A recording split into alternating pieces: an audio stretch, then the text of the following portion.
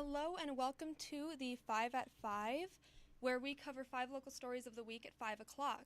I'm your KOTA Now host, Diana Cohen, and starting off with this week, Veterans Day, we had a Veterans Day parade in Rapid City, and KOTA Territory's Adrian Carbajal attended the parade and luncheon at the downtown VFU and tells us what organizers and attendees say makes Veterans Day special.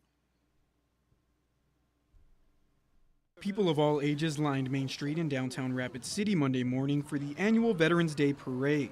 Kids had the opportunity to grab candy while different veteran organizations marched and greeted those in attendance. Both veterans and those with family who served spoke about the importance having such strong veteran support in the Black Hills means to them.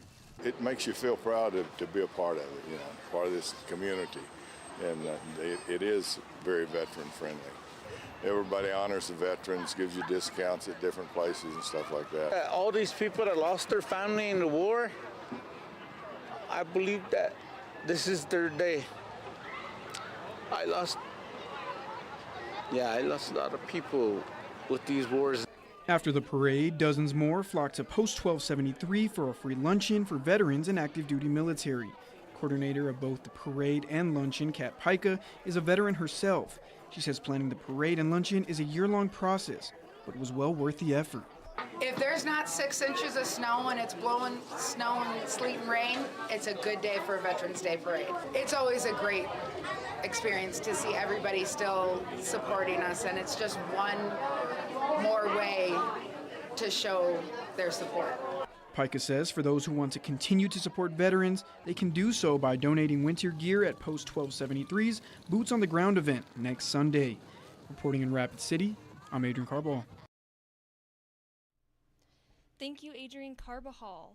Moving on, there was a lot of political events going on this week in terms of South Dakota. So starting off with all of the South Dakota politics that we've got for this week, President-elect Donald Trump appoints South Dakota Governor Kristi Noem as the next Secretary of Homeland Security. We're learning his picks for other key cabinet positions as this last week has been going on, including Secretary of Defense. ABC's Melissa Adan has our report tonight from Los Angeles.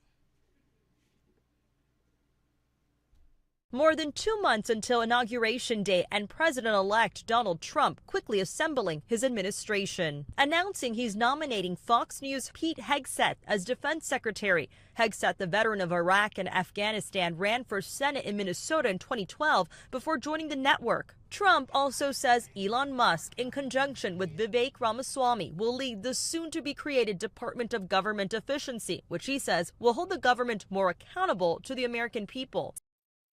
South Dakota Governor Kristi Noem has been tapped to lead the Department of Homeland Security. Noem seen regularly on the campaign trail.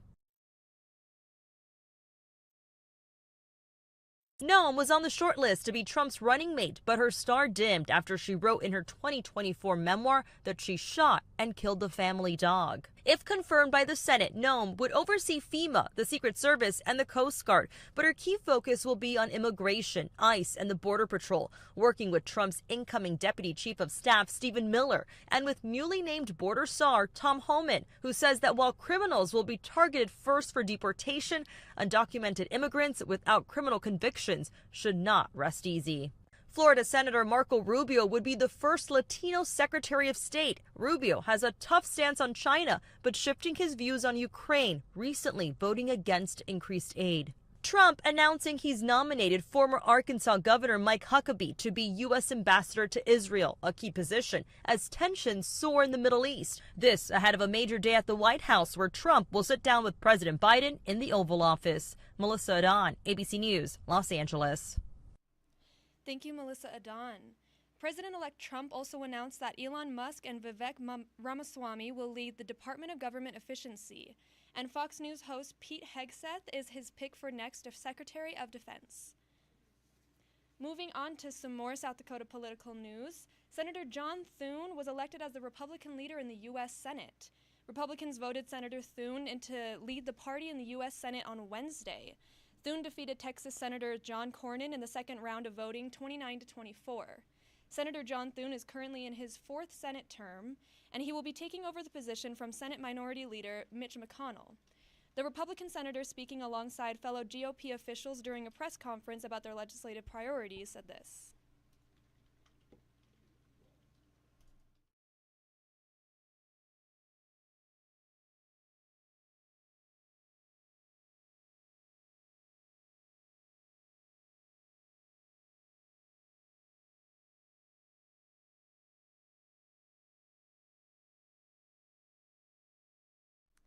Thune will officially become the majority leader when the new Senate is sworn in on January 3rd.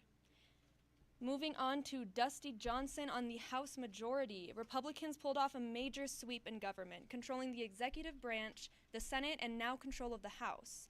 The party needed 218 seats to take majority of the 435 seats in the House of Representatives, and the GOP did just that. South Dakota Representative Dusty Johnson says President-elect Trump has a vision of unlocking American energy, securing the southern border, and other priorities. He says the decision by voters to have a Republican trifecta will help with those goals.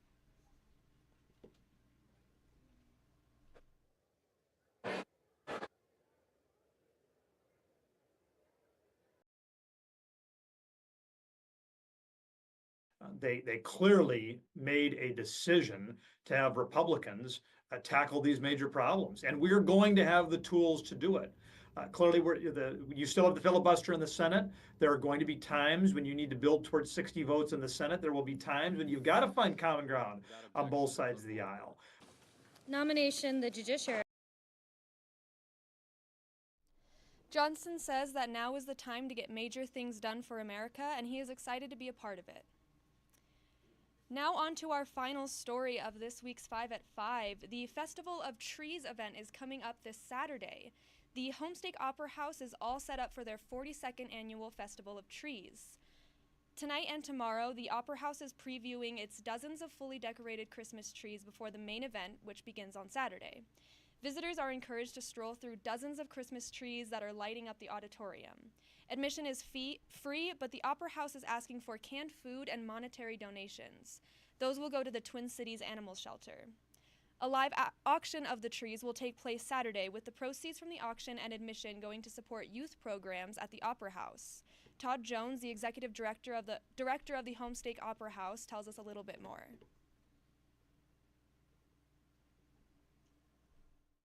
Our children's theater program that allows us to do that program for free in the summertime. So this is an important fundraiser for us.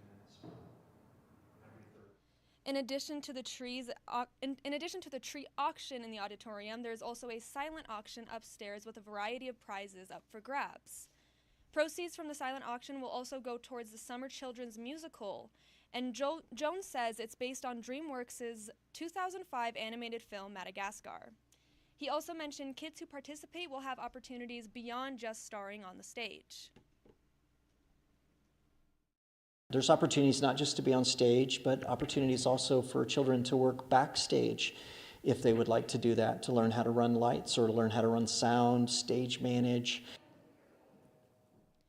Though the main event isn't until Saturday, you might want to bring your kids by the Homestake Opera House tonight.